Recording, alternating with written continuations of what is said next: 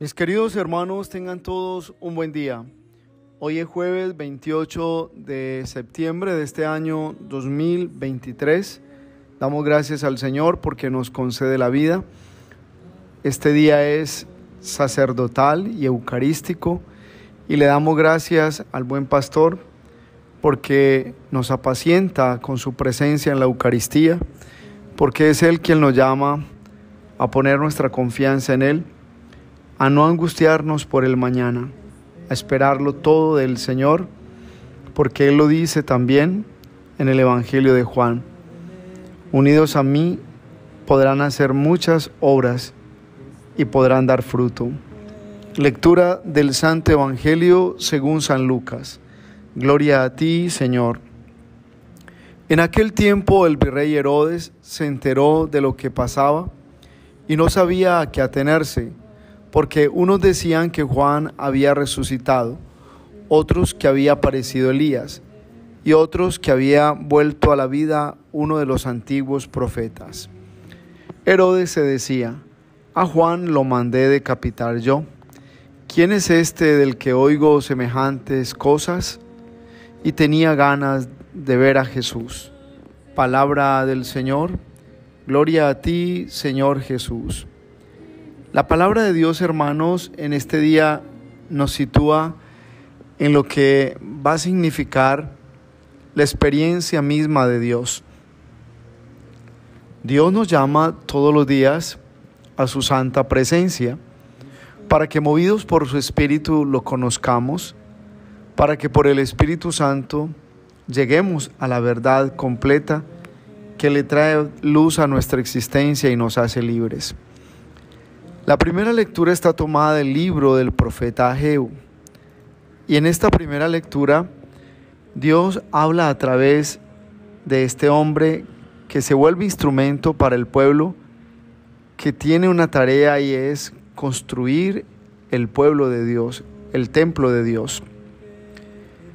Sin embargo, lo primero que hicieron al regresar del destierro, muchas familias empezaron a construir sus casas lujosas, a ocuparse de sus emprendimientos, de sus tareas y sacar sus proyectos adelante. Y se olvidaron del templo del Señor.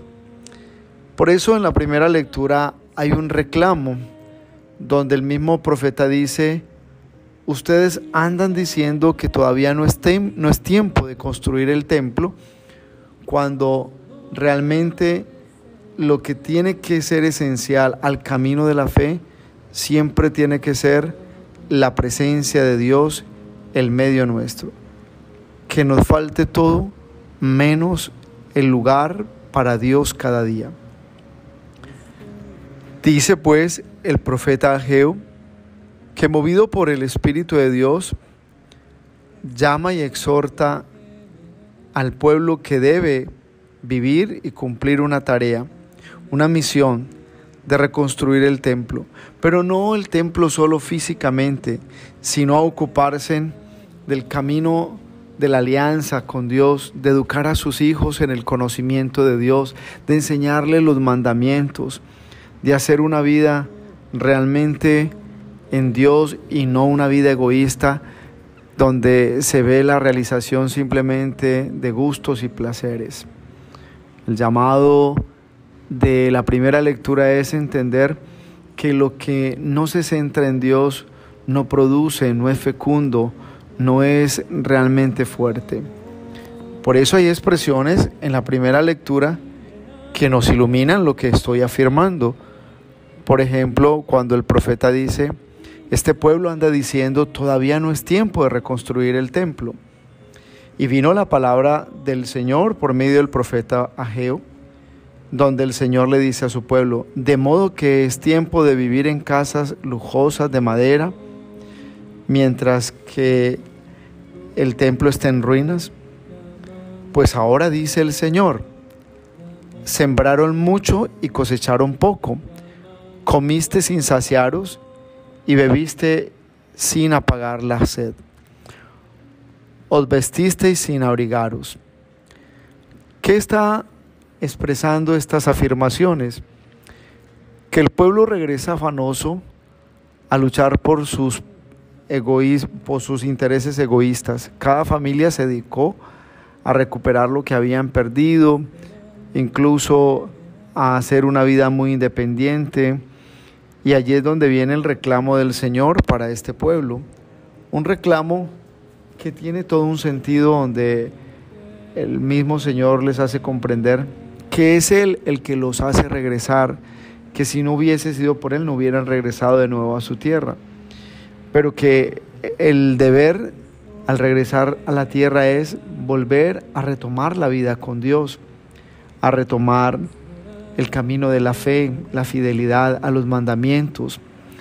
El volver a Israel no era simplemente hacer una vida de lo funcional, de lo material, incluso no solo era regresar a construir el templo, sino a renovar todo lo que era la experiencia misma de el Dios de la alianza, ese Dios que los invitaba siempre, en todo momento, a seguir por sus caminos para alcanzar la bendición.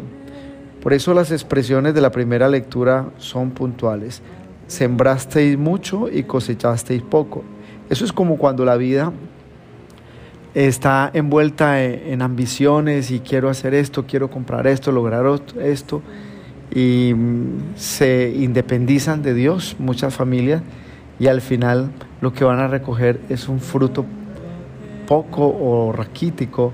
No es que estaban tan entusiasmados con esto, con tal proyecto, con lo otro, pero como no estaba centrado en Dios, por eso lo que recogieron no es significativo a los ojos del Señor. Las expresiones son válidas. Comiste sin saciar, bebiste sin apagar la sed. Eso expresa que mientras el pueblo quiere hacer una vida en la necedad de las cosas placenteras, el llamado del Señor es a que comprendamos que el único que puede saciar la vida del ser humano, que el único que le puede dar plenitud y llenarla es Él. Por eso nos encontramos hoy en el Evangelio con un hombre que está lleno de sí mismo, tiene el poder. Sin embargo, su corazón se divide en el tema mismo de lo que se trata la verdad. Cuando él escucha hablar, el virrey Herodes escucha hablar de Jesús, él se sorprende o se inquieta, porque él dice: a Juan Bautista lo mandé matar yo, ¿y quién es este del que oigo semejantes cosas? Realmente Jesús no le tenía miedo a este hombre, al rey Herodes. Sin embargo, en algún momento Jesús expresó: díganle a ese zorro que no me voy a ir del lugar donde estoy, porque hoy y mañana evangelizo, hoy y mañana anuncio el reino y sano enfermos, porque ese es el designio del Padre. Jesús nunca le tuvo miedo a los poderes del mundo, tampoco los desafió o creó una revolución. Jesús lo que hizo fue confrontar la mentira de los poderes de este mundo y los dejó claro frente al plan y el proyecto del Padre. Hay dos cosas que nos llaman la atención del Evangelio, y es cómo el virrey Herodes siente en su corazón un asalto, como quien dice: este es del que he escuchado tantas cosas, pero parece que es mayor que Juan o tendrá más poder que Juan. Y allí en el Evangelio es donde comprendemos que esa inquietud de Herodes se vuelve curiosidad, y la curiosidad no le sirve a la fe. Herodes tampoco inmediatamente se iba a convertir porque estaba lleno de sí mismo y no le interesaba el anuncio del reino, el mensaje de Dios, de la salvación. Pero termina el Evangelio de este día diciéndonos: Herodes tenía ganas de ver a Jesús. El tener ganas o querer ver a Jesús no quiere decir que ya tiene fe o que ya está convertido. Eso simplemente está expresando que muchas personas pueden comenzar por la curiosidad y terminar convertida, y otros pueden empezar por la curiosidad de Dios y al final volver a su vida, que el Señor no les diga nada o no llene su corazón. Por eso es especial al mirar este evangelio y entender que no se trata de vivir la fe como una opción. La fe es un camino, la fe es una necesidad. Jesús nos impone, pero la fe realmente no es simplemente un don de manipulación del hombre. La fe es la capacidad que el Señor infunde en nuestro corazón para que creamos en Él. Herodes tenía ganas de ver a Jesús, como hoy muchos poderosos quieren ver a Jesús para que les adivinen, o quieren ir al servidor para que les den una profecía de que van a tener un triunfo o lo demás. Esa es la fe supersticiosa, que sigue siendo como la misma curiosidad de Herodes. Hoy mucha gente no tiene la verdadera fe para darle el primer lugar a Dios, sino que hay mucha gente que tiene un sentimiento religioso que le mueve a la curiosidad.